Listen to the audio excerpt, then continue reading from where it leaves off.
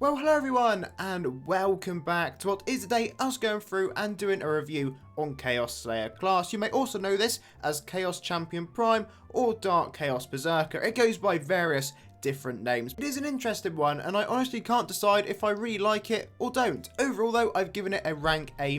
Chaos, it has its own unique category. In the S, you have got Solo at an A, Farmer at a B, Support at a C, and PvP at a D. If you're thinking of using this class, I'd fully recommend using Forge enhancements. Without them, to be honest, I find it pretty useless and I don't enjoy it one little bit. If you would like to pick it up, the easiest way is in the Chaos Slayer Class shop over at Mount Doomskull. If you're rank 10 Chaos and have completed the Chaos Lord Saga, you'll be able to pick it up for free within this shop, or you'll have to spend 2000 ACs unless you have one of the other versions. Important things to note: skill 2 will remove your AoE effects from your other skills. When you activate it, you go into single target mode. Absolute Chaos is a new rank 10 passive that was added, and it only activates when you fight a Chaos type monster. It prevents Courageous from applying, which is really helpful because if you don't know what Courageous is, it's an aura you pick up randomly off of skill 3, and if you do get it and then use 5, it will apply Paragon, which will give you minus 500% damage resistance to yourself. It is the easiest way to self-nuke yourself, but that is not a problem if you're fighting Chaos monsters. Speaking of Chaos monsters, let us begin at Champion Drakath, and thank you as always to everyone who helped me out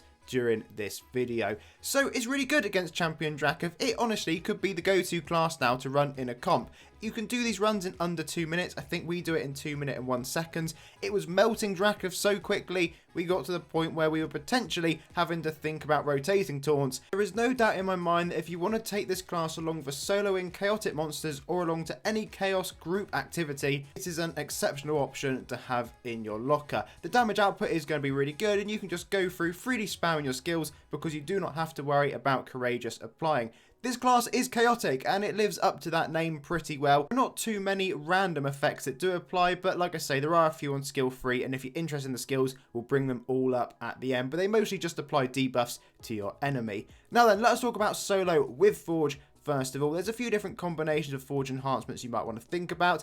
At the moment, Ravenous really is probably the way you'll most likely be going a lot of the time with this class. If you are soloing, so in that single target mode, then Dauntless is another option. Can't be used if you're going to put this into AoE mode for your multi-target hitting in farming scenarios, so then you're probably looking more towards Valiance and Ravenous at that point.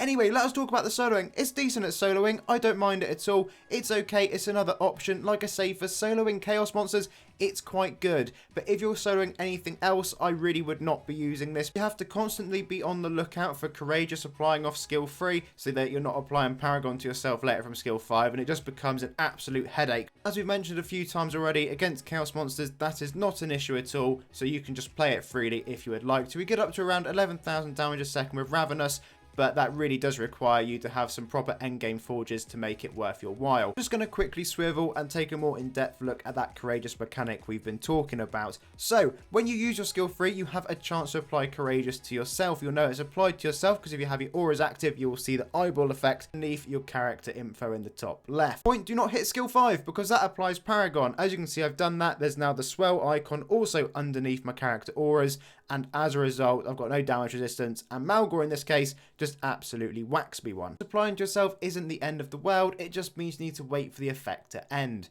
Now let's talk solo base class. Now running full luck, and as you can see, the damage per second has taken an absolute whack. Not only because we haven't got Ravenous on anymore, it just is nowhere near as good as it once was. Yes, you can get the odd 10k crit out of it. Personally, would not be using this class to replace any of my solo ones, especially if you've already got things like Alpha Omega, which we literally just reviewed, or any endgame soloers, if you are someone who is lacking Forge enhancements. Now turning our attention to farming, and again we're going to start with the base class. As a farming class, you do have a multi-hit on your auto attack. It can target 2 enemies, which is nice, but you can only use skills 3, 4 and 5, because if you use skill 2, it turns into single target mode for 15 seconds. So that does mean you are limited on the number of skills you can use. The cooldowns aren't great. On a positive though, skill 5 does hit 6 targets, if that's something you'd like to take away from this. With Forge, once the Forge enhancements are back on though, the DPS suddenly goes right back up again, would you believe? It is actually quite good when you are in farming scenarios, looking at farming low HP mobs that do not deal much damage to you.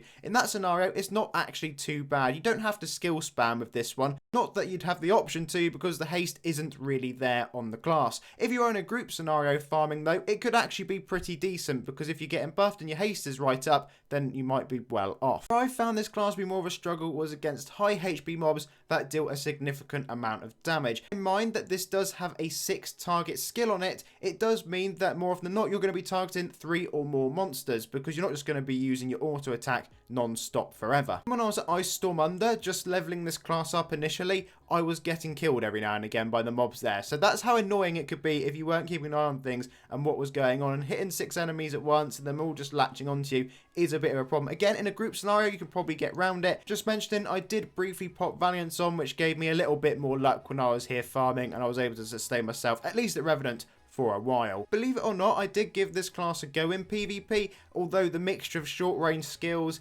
having to keep an eye on whether you apply Courageous to yourself, it just makes it not a viable option in my opinion. Unless you're someone that does like a challenge, then all for it, go for it, why not?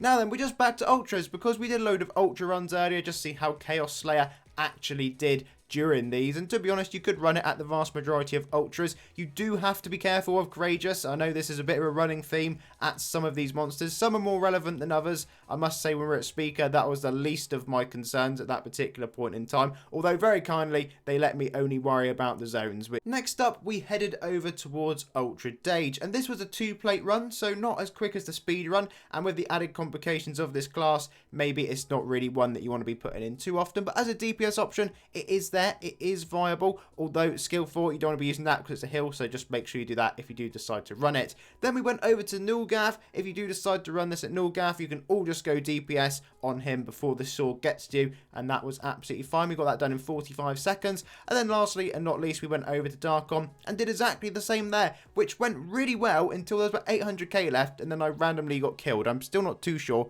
quite how that happened, but that did occur during this run, just for a full disclaimer. But anyway, folks, we're nearly there now. I'm going to load the skills up in just a second once Darkon goes down. But as you can see, it's quite good at Ultras. It does have, like I say, that very small element of support in there, because it does apply some debuffs, and I'll show you those on screen in just a moment. If you would like to read skills, make sure you just give it a little pause. They're each on screen for about 5 or 6 seconds or so not quite long enough to go through reading it. It goes from auto attack to skill 5, and then the last bit you'll see on screen is going to be that rank 10 passive. But as always, thank you very much for watching. I do enjoy doing these reviews. It's good fun getting stuck into the classes and seeing how they perform in different scenarios. Let me know down below in the comments what class you would like me to review next and have an in-depth look at. I have got a bit of a list of requests to go for at the minute, so I will work my way slowly through those over the coming weeks. But as always, thank you all very much for watching. Please do leave a like and of course subscribe, and I'll see you again for another one incredibly soon.